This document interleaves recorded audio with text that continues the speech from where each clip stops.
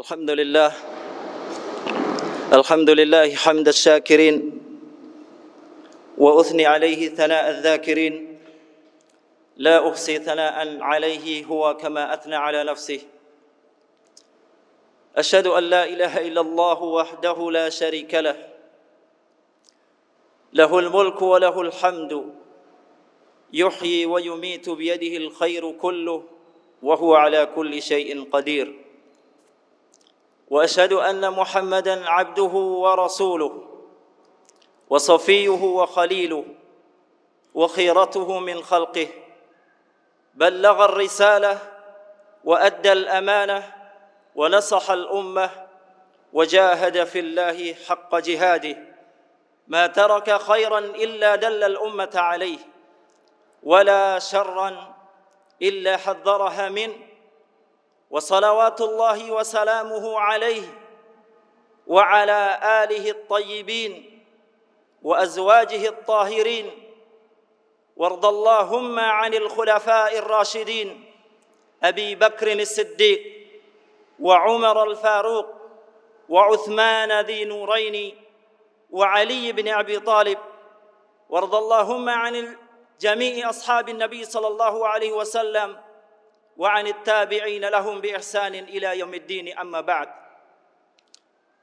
أيها الإخوة الكرام jamaah salat Jumat yang semoga senantiasa dirahmati dan diridai oleh Allah tabaraka wa taala.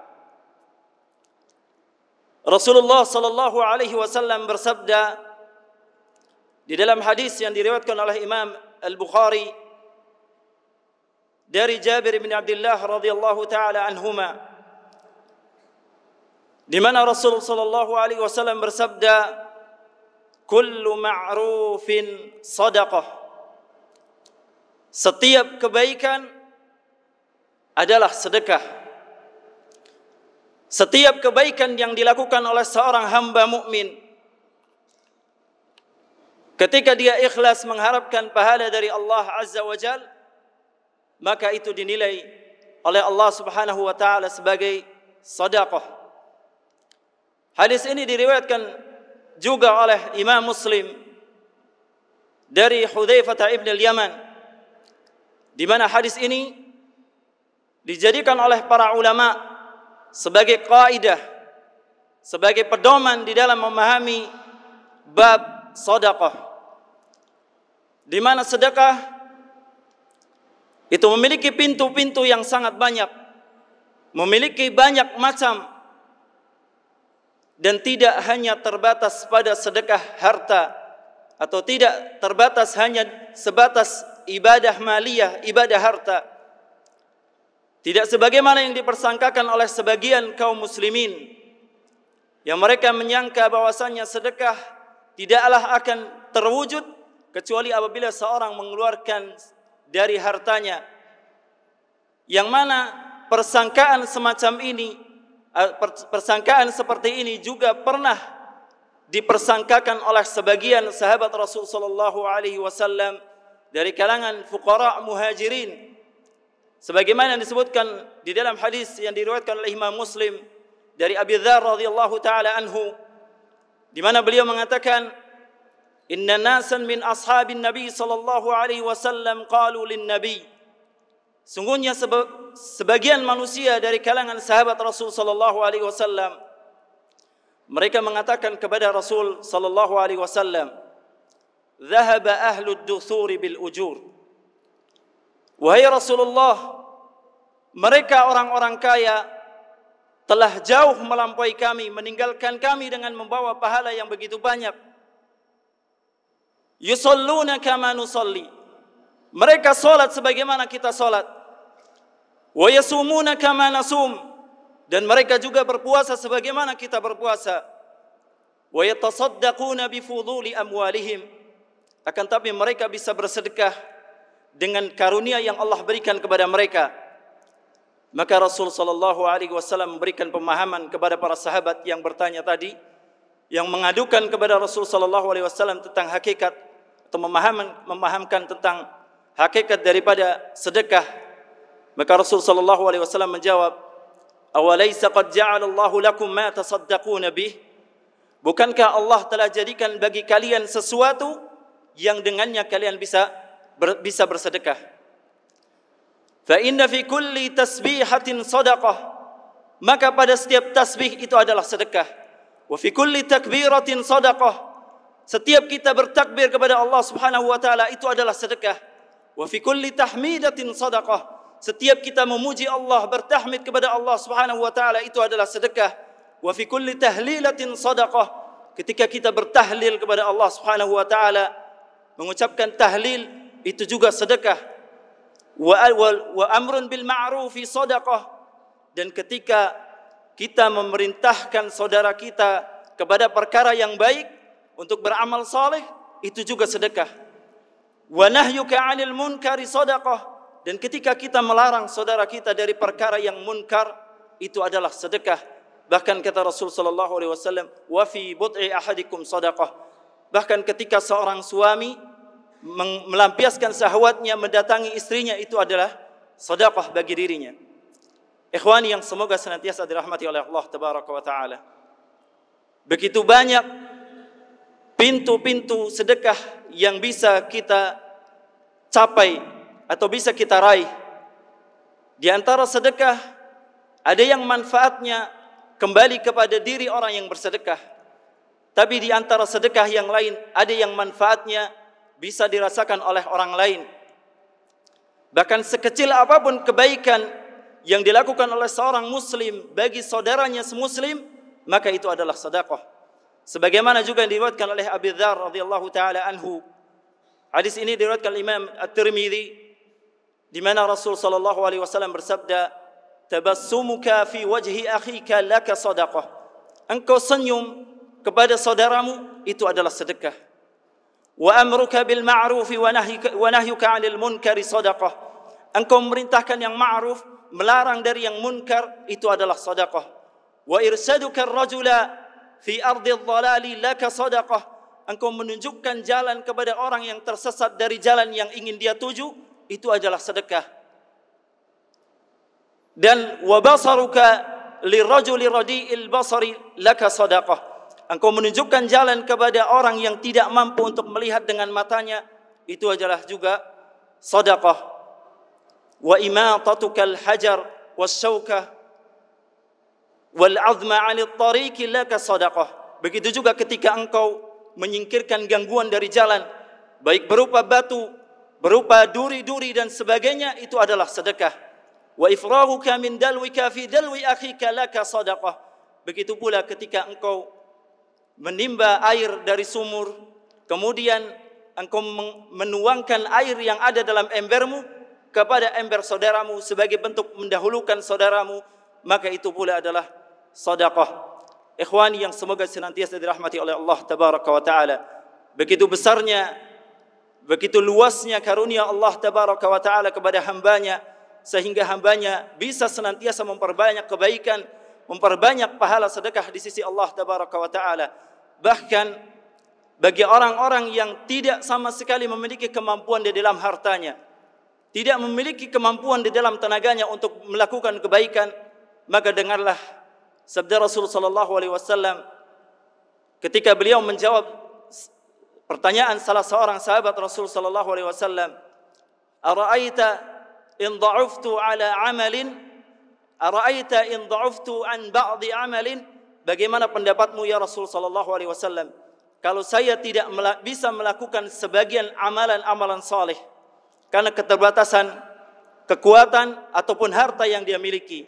Maka Rasul sallallahu alaihi wasallam menjawab, takuffu syarraka 'anil nas, engkau tidak melakukan keburukan kepada saudaramu.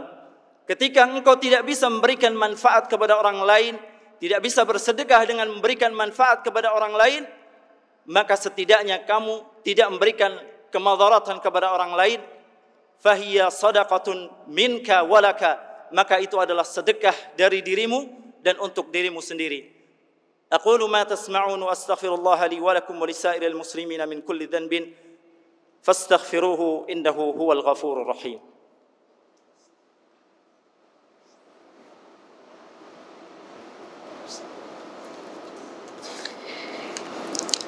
Alhamdulillah Alhamdulillahi 'azimil ihsan, wasi'il fadli wal judi wal karami wal imtinan.